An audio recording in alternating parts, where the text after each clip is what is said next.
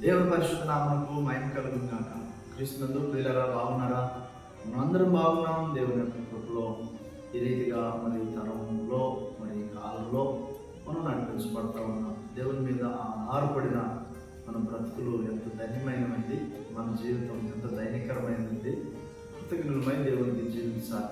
మరి ఈ దినాల్లో మరి ప్రభుని ఈ రీతిగా మహిమపరచడం, కృతజ్ఞత కలిగి జీవించడం అనే ధ్యానం మీద మనము ధ్యానిస్తూ ఉన్నాం. 106వ అధ్యాయము కీర్తన గ్రంథంలో మీకు ఒక విషయాన్ని పంచుకోవాలని ఆశ కలిగి ఉన్నాను. 106వ అధ్యాయము కీర్తన గ్రంథం 12వ వచనం 13వ వచనాన్ని మనం చూసుకున్నట్లయితే, అప్పుడు వారు ఆయన మాటలు నమ్మిరి, ఆయన కీర్తి గానము చేసిరి. ఆయనను వారు ఆయన కార్యములను వెంటనే మర్చిపోయి ఆయన ఆలోచన కొరకు కనిపెట్టు కొనకపోయి. ఎంత బాధకరం అండి కదా. అంటే అప్పుడు ఆయన మాటలు నమ్మారు. ఎప్పుడు?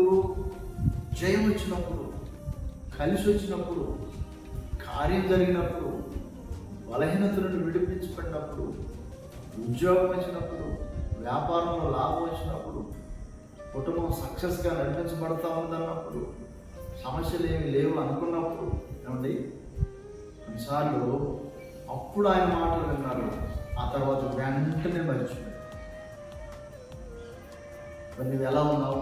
దేవుని కార్యం అనుభవించినప్పుడు అప్పుడు ఆయనని గట్టిగా పట్టుకోవాలి. జీవితకాలం అంతా యొక్క దేవునితోనే నా శేష జీవితం అని ఆ ఉరుకులకు నిర్ణయాలు, ఆ ఆతురతతో కలిగిన తీర్మానాలు ఎన్నో ఉన్నాయి కదా.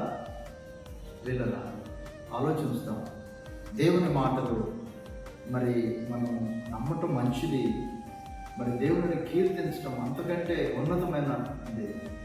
అయితే మర్చిపోవడం అనేది, ఆ మర్చిపోవడం కూడా కొద్దిగా ఆలస్యం కూడా కాదు. వెంటనే దేవుని సేవ చేస్తున్న అలాంటి సేవకులకు అనేకులు వస్తూ ఉంటారు ప్రార్థన అవసరతల కొరకై. కానీ వారిని తక్కువ చేసి మాట్లాడాలనే ఉద్దేశం కాదు, కానీ వారిలో ఉన్న ఆసక్తి, వారిలో ఉన్న ఆతురత, వారిలో ఉన్న మరి ఆ తీర్మానము మొదట్లో ఎంతగా ఉంటుందో ఆ తర్వాత ఆ కార్యం వారు అనుభవించిన తర్వాత చూడలేదు.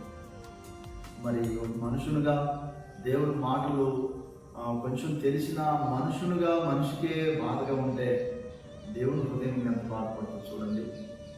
మనుషుని యొక్క ఆయుష్ ఏ పాటిదండి? మనుషుని యొక్క మరి ఆ యొక్క స్థితి ఏ పాటిది? దేవుని కృప లేకపోతే. మరి కీర్తనకారుడు అంటాడు, అయ్యా నీవు కలుగు చేసిన ఆకాశ నక్షత్రములను చూడగా జ్ఞాపకం చేసుకోవడానికి మనుషులు ఏ పాటి వాడయ్యా అంటాడు. కనుక దేవుని కార్యాలు మర్చిపోవద్దు. దేవుని కార్యాలు అనుభవించినప్పుడు, దేవుని కార్యాలని మరి స్తుతించినప్పుడు, దేవుని కీర్తిస్తూ అలాగ దేవుని సన్నిధిలో కృతజ్ఞత కలిగి ముందుకు వెళ్ళుట అది ఎంతగానో ఆశీర్వాదకరమైనది. ఎంతంటే ఎంతో ఆశీర్వాదకరమైనది. అంతకంతకు బట్టి వారిని అంతకంతకు దేవుడు దీవిస్తాడు.